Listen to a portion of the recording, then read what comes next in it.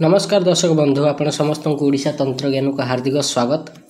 गुप्त नवरात्रि रे मंत्र सिद्ध करिवार विधि कौन आपण मानक भितर अनेक लोक जानिथिबे जे वर्तमान नवरात्रि चली आज होउची नवरात्रि रो षष्ठ दिन। मो अनुभूति रु कहूची नवरात्रि समय जोगिनी जखिणी अप्सरा साधना रे खूब शीघ्र अनुभूति मिले। केवल सेतिकी नुहे जेते प्रकार देवी अंश शक्ति अछंती रहिछंती से समस्त साधना करने द्वारा शीघ्र अनुभूति मिले। तेबे एठी गोटे कथा प्रश्न उठुची जे को मंत्र सिद्ध करिहेब जेबे कि ऑलरेडी नवरात्रि रो 6टा राति पळै गलाणी आ मात्र 3टा राति अछि। जदि आपनक मनरे भी यही प्रश्न अछि तेबे आज मु दिनिकिया मंत्र साधना केतेटी दउची जहा कि 100% गोटिए दिन रे सिद्ध हबो। गोटिए दिन रे 100% ये मंत्र गुड़ा सिद्ध हुए। मंत्र सिद्धि गोटे कथा मन पड़ा जे किछि साधक एमती अच्छा जो मैंने श्मशान साधना करती श्मशान को जाग्रत करने का चेष्टा करती से मैंने निहाती वर्तमान समय साधना रे बसी थे।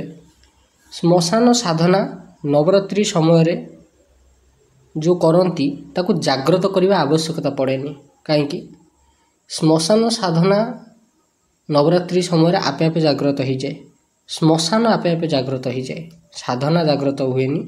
साधना तो नवरात्रि करने द्वारा ही जाग्रत हुए किंतु जेते प्रकार श्मशान अच्छी जोठी जोठी भी श्मशान अच्छी से सबू श्मशान आपे आपे जाग्रत हो जाए। नवरात्रि समय सबु देवी रक्तमुखा हो जाती। नवरात्रि समय अधिकांश स्थान रे चंडीपाठ होता कारण देवी क्रोधित अवस्था था साधना करने द्वारा ही तुरंत सिद्धि मिल जाए। तेबे आज वीडियो रे केतक मंत्र आ तार सिद्ध करिवार विधान कहूँ जहाँकि गोटे दिन रे ही सिद्ध करहब। प्रथम साधना होची महारुद्र कवच साधना। यही साधना रुद्राक्ष नचेत स्फटिक माला उपर करा जाए। यही साधनार मूल उद्देश्य होची भविष्यत आ अतीत विषय जानिबा। ये गोटे प्रकार त्रिकाल ज्ञान साधना। केवल सेतिकी नुहे ये जो महारुद्र कवच साधना यार नाटा ही होची महारुद्र कवच अर्थात मालाटी को जेतले सिद्ध करि निया जाए से मालाटा को जेतले बेकर पका जिवे जेतले भी बेकर पकेबे आपण जेड बड तांत्रिक हेई थाउ जेमितिया तंत्र विशारद हेई थाउ जेमितिया तंत्र मंत्र चलई जानिछि चलई थाउ किछि काटू करे नाही। यही मंत्र द्वारा चोर धरी हुए। यही मंत्र बल अनेक असाध्य कार्य साधन करी हुए। जेहेतु महारुद्र कवच साधना उपर मु वीडियो बनै सारी एणु से वीडियोर लिंक आपन को डिस्क्रिप्शन रे दे देबी नचेत आई बटन रे क्लिक करंतु मिल जिवो। अधिक इन्फॉर्मेशन पई से वीडियो आपन देखि पारंती। ध्यान देबे से मंत्र से साधना गोटे दिन रे ही सिद्ध हुए। गोटे दिन तो नुहे मात्र 4 घंटा भितर से सिद्ध हो जिवो। द्वितीय मंत्र होची सुरक्षा घेरा मंत्र। ये मंत्रर प्रयोग अनेक थर करा जाइछि आ सबु थर साधक यार प्रत्यक्ष सिद्धि को अनुभव करछंती। से मंत्र होची जात वेद से सुनवाम। ये मंत्रटीर साधना विधि केमिति करिवे जदियो ये जो नामटा कहली जात वेद से सुनवाम ये मंत्र संपूर्ण नुहे। यार संपूर्ण मंत्र आ संपूर्ण विधि विधान रो गोटे वीडियो मु ऑलरेडी बनै सारी ताकू भी मु आई बटन रे लिंक दे देछि। ये मंत्र गोटे दिन रे मात्र 108 थर जपर ही सिद्ध हुए। एणु अधिक इन्फॉर्मेशन पाइबा पई आपण आई बटन रे क्लिक करिक देखि परिबे से वीडियोटी को। नेक्स्ट होची तृतीय मंत्र जोटा सेटा होची संकट नाश पाइका मंत्र। ये मंत्रटी को मु उच्चारण करिकरी आपण को कहि देबी। वर्तमान संकट सांसारिक जीवन उपरे केबे भी आसी पारे। जेबे भी आपन को लागियो जे आपन जीवन रे घोर संकट आसी जाइछि बुद्धिबाट किछि दिसुनी तेबे से भलिया क्षेत्र रे गोटे साबर मंत्र दउछि। ए साबर मंत्रटी को जप 108 थर करबा मात्र ही संकट दूर हो जिवो।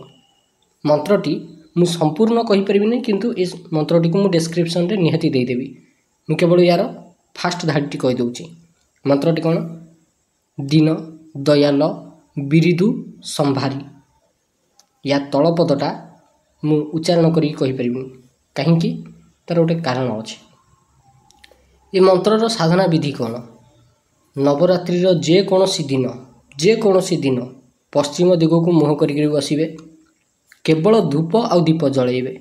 ମାଳା ଥାଉ କିମ୍ବା ନଥାଉ, ଯଦି ମାଳା ଅଛି ଯେକୌଣସି ମାଳା ହେଲେ ବି ଚଳିବ।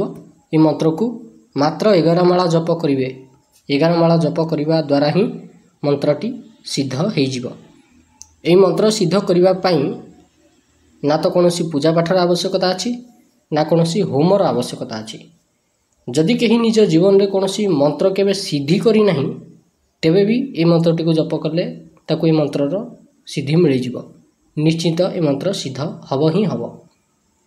ଗୋଟିଏ ଦିନରେ ମନ୍ତ୍ର ସିଦ୍ଧ ହେବା ପରେ ନୀତି 108 ଥର ସକାଳୁ ସ୍ନାନ ପରେ ଠାକୁର ପୂଜା କରିସାରି ଜପ କରିବେ। ଜପ କରିକିରି ଦେଖନ୍ତୁ, ସବୁ ପ୍ରକାର ସଙ୍କଟରୁ ମୁକ୍ତି ପାଇଯିବେ। ଏଇଟା ପରୀକ୍ଷିତ ମନ୍ତ୍ର। ଥରେ ଜଣେ ଲୋକ ମୋତେ ଫୋନ୍ କରି କହିଲା କି ତାର ଗ୍ୟାରେଜ ଅଛି। ବାସ୍ତବରେ ସେ ଲୋକ ଗ୍ୟାରେଜରେ କାମ କରୁଥିଲା, ଆଉ ଗତ ରାତିରେ ଗ୍ୟାରେଜରେ ଚୋରି ହୋଇଯାଇଛି। ସକାଳୁ ତାକୁ ମାଲିକ ସନ୍ଦେହ କରି ପୋଲିସରେ ଦେଇଦେବ ବୋଲି କହିଲା, ଯଦି ସନ୍ଧ୍ୟା ସୁଦ୍ଧା ପଇସା ନ ମିଳେ ତେବେ।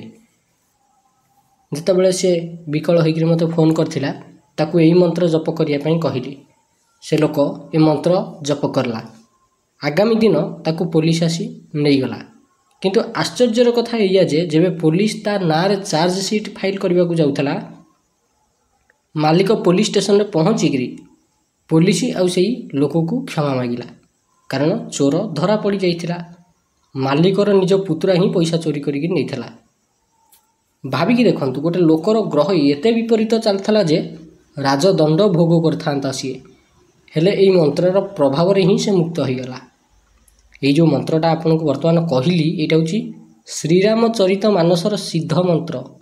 ବିଶ୍ୱାସ କରନ୍ତୁ, ଶ୍ରୀରାମଚରିତ ମାନସର ମନ୍ତ୍ର ଏତେ ପ୍ରଭାବୀ ଆଉ ଚମତ୍କାରୀ ଯେ ଥରେ ଯିଏ ବ୍ୟବହାର କରିଛି ସେ ରାମଚରିତ ମାନସର ଫ୍ୟାନ୍ ହୋଇଯାଇଛି।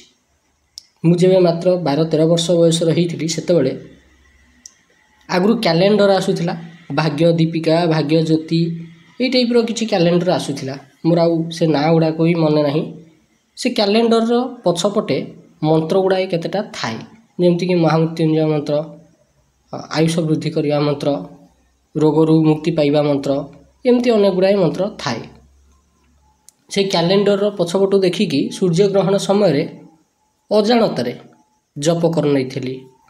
ମୋତେ ସେତେବେଳେ ସିଦ୍ଧି କ'ଣ ଜଣା ନଥିଲା, ମନ୍ତ୍ର ସିଦ୍ଧି କେମିତି କରନ୍ତି ଜଣା ନଥିଲା।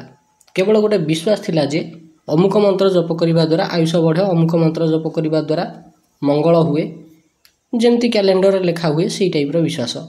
ପିଲାମନ ଆଗରୁ ଯେତେ କ୍ୟାଲେଣ୍ଡର ଆସୁଥିଲା, ସେଇ କ୍ୟାଲେଣ୍ଡର ମାନଙ୍କରେ ମନ୍ତ୍ର ରହୁଥିଲା। ମୋର ଏକ୍ଜାକ୍ଟଲି ତ ସେ କ୍ୟାଲେଣ୍ଡରର ନାଁ ମନେ ପଡ଼ୁନି, କିନ୍ତୁ ସେଇ କ୍ୟାଲେଣ୍ଡରରୁ ହିଁ ମନ୍ତ୍ର ପାଇଥିଲି। ଆଉ ସୂର୍ଯ୍ୟପରାଗ ସମୟରେ ଅଜାଣତାରେ ଖେଳରେ ଜପ କରିଦେଇଥିଲି ଘଣ୍ଟେ ପର୍ଯ୍ୟନ୍ତ ବସିକିରି। ତାପରେ ଯେବେ ବି କୌଣସି ଜିନିଷ ହଜିଯାଉଥିଲା କି କେଉଁଠି ରଖିଦେଇଛି ମନେ ପଡ଼ୁନଥିଲା, ସେ ମନ୍ତ୍ରର ଜପ ମାତ୍ରକେ ହିଁ କେମିତି କେଜାଣି ଜିନିଷ ଆସିକି ମିଳିଯାଉଥିଲା। ଆଉ ଆଜି ବି ସେ ମନ୍ତ୍ର ଅଛି, ଅନେକ ଲୋକଙ୍କୁ ଦେଇଛି, ସମସ୍ତଙ୍କର କାମ କରୁଛି। ସେ ମନ୍ତ୍ରର ଉଚ୍ଚାରଣ କରି ମୁଁ କହିପାରିବିନି, କାରଣ ଯେଉଁ ମନ୍ତ୍ର ଯିଏ ସିଦ୍ଧ କରିଥାଏ ସେ ତାକୁ ଉଚ୍ଚାରଣ କରିକି କହିବା ଉଚିତ ନୁହଁ। କାରଣ ସେ ଲୋକ ଯଦି ସିଦ୍ଧ କରିଥିବା ମନ୍ତ୍ରକୁ ଉଚ୍ଚାରଣ କରିକି କହେ, ତେବେ ତା ସିଦ୍ଧି କମିଯାଏ। ତେଣୁ ଲେଖିକି ଦିଆଯାଏ ମନ୍ତ୍ରକୁ। ସେ ମନ୍ତ୍ର ଭିଡ଼ିଓର ଡେସ୍କ୍ରିପସନରେ ଆପଣଙ୍କୁ ଦେଇଦେବି। ତାର ଟାଇଟେଲ୍ ଥିବ ହଜିଯାଇଥିବା ଜିନିଷ ଖୋଜିକି ପାଇବା ମନ୍ତ୍ର, ବୋଧହୁଏ ଏଇ ଟାଇପ୍ର କିଛି ଥିବ ଟାଇଟେଲ୍। କିଛି ଲୋକ କହୁଛନ୍ତି ଯେ ସେମାନେ ଯେତେ ସାଧନା କଲେ ବି ସାଧନା ସିଦ୍ଧ ହେଉନି, କ'ଣ କରାଯିବ? ଏଇ ଗୋଟିଏ ପ୍ରଶ୍ନର ଉତ୍ତର ମୁଁ ଆଗରୁ ଅନେକ ଥର ଦେଇସାରିଛି। ଭଗବାନ ଗଣେଶଙ୍କର ଆଶୀର୍ବାଦ ବ୍ୟତୀତ କୌଣସି ସାଧନାର ସିଦ୍ଧି ମିଳେନି। ଭଗବାନ ଶ୍ରୀ ଗଣେଶଙ୍କର ସାଧନା ପ୍ରଥମେ କରି ତାଙ୍କଠାରୁ ଆଜ୍ଞା ଆଶୀର୍ବାଦ ଗ୍ରହଣ କରିବା ଉଚିତ। ତାପରେ ସିଦ୍ଧା ଯୋଗିନୀ ସାଧନା ଚ୍ୟାନେଲରେ ମୁଁ ଦେଇଛି, ତାକୁ କରନ୍ତୁ। ଜଣେ ଯୋଗିନୀ ଦେବୀ ଅଛନ୍ତି, ତାଙ୍କ ନାଁ ହେଉଛି ସିଦ୍ଧା। ସେ ସିଦ୍ଧିଦାତ୍ରୀ। ତାଙ୍କର ସାଧନା କରିବା ପାଇଁ ବିଶେଷ ସାମଗ୍ରୀର ଆବଶ୍ୟକତା ପଡ଼େନି। ଖୁବ୍ କମ୍ ସାମଗ୍ରୀ ଭିତରେ ହେଇଯାଏ, ଯେଉଁଟାକି ଆପଣଙ୍କ ଆଖପାଖରେ ମିଳିଯିବ। तेबे से भिडियोटा को निश्चिंत देखंतु साधन सिद्धि मिलबार बाट आपण पाइबे। तेबे आज भिडियोटी एतिकी आशा करुच्चे आपको भिडियोटी भल लगी। जदि भिडियोटी भल लगी ये भिडियो देखापी आपण आम चैनल ओडिशा तंत्र ज्ञान को सब्सक्राइब करंतु। धन्यवाद।